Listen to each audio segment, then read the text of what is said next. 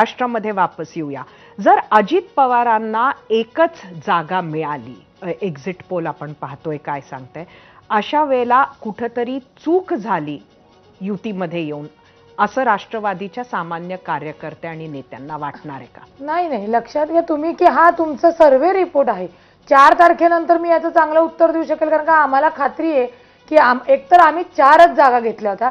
त्यातली साताऱ्यातली जी जागा आहे ती आमच्या मित्रपक्षाच्या समन्वयाने ती आम्ही त्यांना भाजपला दिली होती.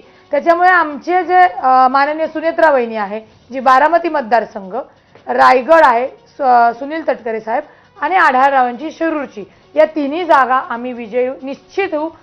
तुम्ही जो प्रश्न विचारला हे 4 तारखेनंतर नक्कीच मी तुम्हाला उत्तर देईल, कारण का ही एक जागा, ही कुठली आमची एक जागा आम्ही तसं सांगू शकणार नाही, कारण का 3 जागावर आमचा विजय हा निश्चित आहे. म्हणजे भुजबळ म्हणाले होते की लोकसभेसारखी खटपट नाही व्हायला पाहिजे विधानसभेच्या वेळेला, किंवा लोकसभेच्या परफॉर्मन्सवरती विधानसभेच्या जागा वाटपाचा निर्णय घेतला जाईल.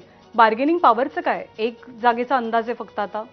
नाही, मुळामध्ये एक लक्षात घ्या, ऑलरेडी मेन जो राष्ट्रवादी काँग्रेस पक्ष एकत्र आम्ही असताना 4 खासदार होते. आम्ही 4 जागा घेतलेल्या आहेत आणि त्यातल्या आमच्या या 3 निवडूनच येणार आहेत.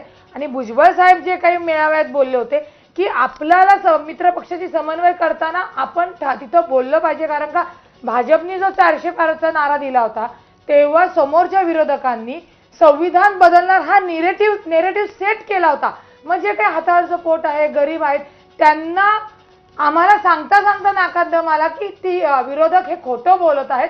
हा भुजबळ म्हणजे विरोधकांचं नॅरेटिव्ह सेट करणं तरी यशस्वी झालं असं आपण म्हटलं पाहिजे. आपण ते म्हणू शकतो की यावेळी विरोधक 400 पारला तर संविधानाचा नेरेटिव्ह सेट करण्यात बऱ्यापैकी यशस्वी आलेच होते. किशोरीताई, मुळामध्ये एकच गोष्ट नव्हती ह्या इलेक्शनमध्ये. ही निवडणूक लोकांनी